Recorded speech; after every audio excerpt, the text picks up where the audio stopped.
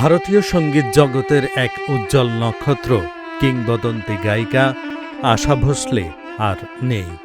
রোববার মুম্বাইয়ের ব্রিচ ক্যান্ডি হাসপাতালে চিকিৎসাধীন অবস্থায় শেষ নিঃশ্বাস ত্যাগ করেন তিনি। হৃদরোগ ও শ্বাসকষ্টজনিত সমস্যার কারণেই গত শনিবার তাকে হাসপাতালে ভর্তি করা হয়েছিল। হাসপাতাল সূত্রে জানা গেছে, গত কয়েক মাস ধরেই বার্ধক্যজনিত অসুস্থতায় ভুগছিলেন এই শিল্পী। শনিবার রাতে শারীরিক অবস্থার অবনতি হলে তাকে হাসপাতালের আইসিইউতে স্থানান্তর করা হয়। রোববার দুপুরে তার ছেলে আনন্দ ভোসলে এই বরেণ্য শিল্পীর মৃত্যুর খবর নিশ্চিত করেন।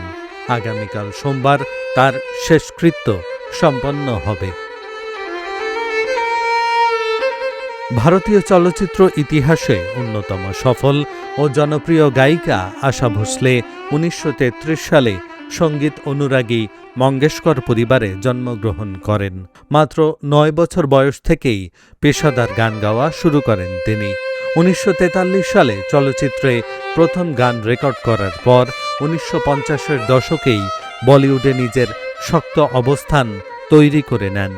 বড় বোন লতা মঙ্গেশকরের ছায়ায় ঢাকা না পড়ে নিজস্ব গায়কী ঢঙে তিনি কয়েক দশক ধরে শ্রোতাদের মাতিয়ে রেখেছিলেন। শুরুতে চটুল বা ক্যাবারে ধাঁচের গানের জন্য তাকে টাইপকাস্ট করা হলেও পরবর্তীতে উমরাও জানের গজল গেয়ে তিনি নিজের বহুমুখী প্রতিভার প্রমাণ দেন।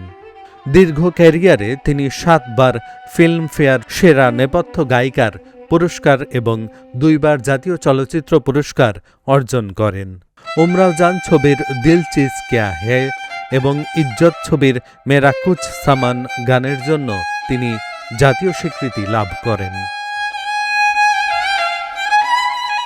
আশা ভোসলের ব্যক্তিগত জীবন ছিল বেশ নাটকীয়। জীবনের শেষ বছরগুলোতে তার নাতনি জেনাই ভোসলে ছিলেন এই সঙ্গীত সম্রাজ্ঞীর ছায়াসঙ্গী। তার প্রয়াণে ভারতীয় সঙ্গীতের একটি স্বর্ণযুগের অবসান ঘটল।